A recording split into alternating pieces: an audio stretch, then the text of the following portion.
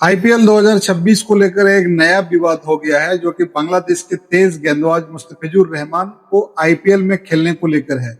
लेकिन अभी जो इंडिया में जो इसके बारे में चर्चा हो रहा है, जो अभी आवाज उठ रहा है, अभी जैसे का एक पॉलिटिशियंस है, हमारे धर्म गुरु हैं, इसको लेकर उन्होंने अपने हिसाब से प्रोटेस्ट कर रहा है, लेकिन बीसीसीआई का अभी तक इसमें कोई भी फैसला नहीं आया है। लेकिन ये चीज जो उसको क्रिटिसाइज कर रहा है, जैसे कि एक पॉलिटिशियन शाहरुख खान को क्रिटिसाइज कर रहा है, लेकिन आपको ये पता होना चाहिए कि शाहरुख खान के हाथ में है क्या, बीसीसीआई के हाथ में क्या, शाहरुख खान के हाथ में है क्या कौन सा प्लेयर को आईपीएल में लेना है, कौन सा प्लेयर को आईपीएल में खिलाना है। ये चीज को समझना चाहिए ना।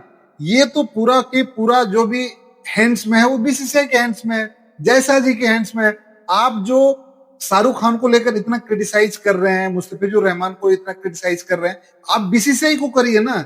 बीसीसीआई ही करेगी ना जो भी करना है, कौन सा टीम को खिलाना है, कौन सा कंट्री को बैन करना है। जैसे पाकिस्तान को बीसीसीआई ने बैन किया हुआ है, तो वहां का प्लेयर कोई भी ऑक्शन में पार्टिसिपेट नहीं कर सकता है, ना आईपीएल खेल सकता है। उसी तरह जब आपको बांग्लादेश से इतना प्रॉब्लम है, तो उसको भाई आप बीसीसीआई को क्रिटिसाइज कीजिए, बीसीसीआई के ऊपर प्रेशर बनाइए कि बांग्लादेश का एक भी प्लेयर आईपीएल में नहीं खेलेगा।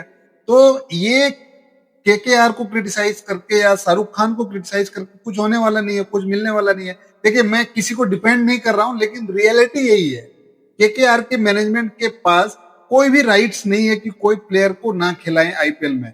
यदि वो चाहता है कि बांग्लादेश का एक भी प्लेयर आईपीएल में ना खेले, तो वो बीसीसीआई डिसीजन ले सकती है, जैसा डिसीजन ले सकता है, ना कि कोई टीम का मालिक ले सकता है। लेकिन अभी तक बीसीसीआई ने कोई भी फैसला साफ नहीं किया है। इसके बीच में जैसे नीलामी हुआ था, के कोलकाता नाइट राइडर्स ने मुस्तफिजुर रहमान को एक बड़ा अमाउंट में खरीदा है, 9.20 सीआर में खरीदा है। जिसके बाद जो शाहरुख खान है, टीम का मालिक है और बॉलीवुड का सुपरस्टार है भाई, उसको सभी ने आलोचना कर रहा है, क्रिटिसाइज कर रहा है। तो मेरे हिसाब से, मेरे पर्सपेक्टिव से तो उसको क्रिटिसाइज करना मतलब कहीं भी जायज नहीं है, चाहे धर्म गुरु हो, चाहे पॉलिटिशियंस हो, जो भी हो।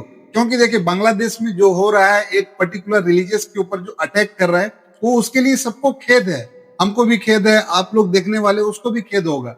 लेकिन आप किसी एक को टारगेट करके, जैसे शाहरुख खान को, मतलब क्या क्या नहीं बोला गया, एंटी इंडिया इंडियंस बोला गया उसको, जो कि एक बहुत बड़ा सेटबैक है एज ए इंडियन।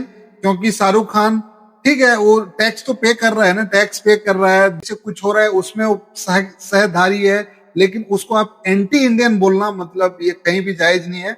ये जो भी पॉलिटिशियंस है, जो भी धर्म गुरु है, ये बीसीसीआई के ऊपर प्रेशर बनाना चाहिए, ना कि शाहरुख खान के ऊपर। लेकिन इस जो मुद्दा है, इस पर भी राजनीति बहुत ज्यादा इंडिया में तो होता ही है।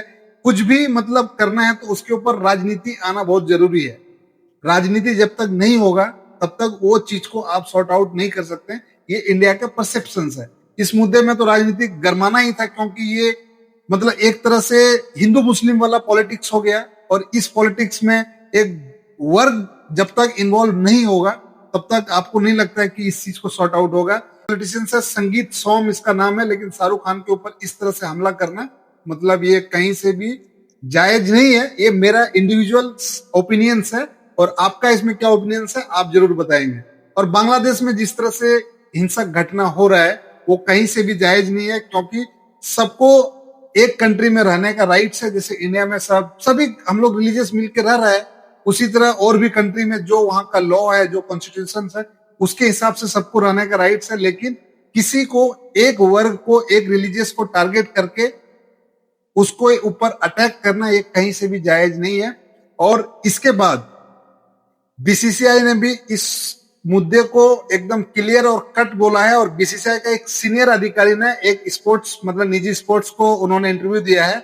उन्होंने कहा कि स्थिति संवेदनशील है, हम लगातार सरकार के संपर्क में हैं।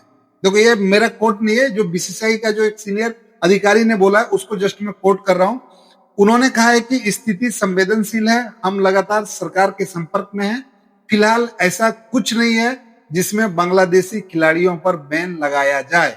अब बताओ, मुस्तफिजुर रहमान आईपीएल खेलेंगे, बांग्लादेश कोई दुश्मन देश नहीं है। ये हम नहीं बोल रहे भाई, ये बीसीसीआई का एक अधिकारी बोल रहा है।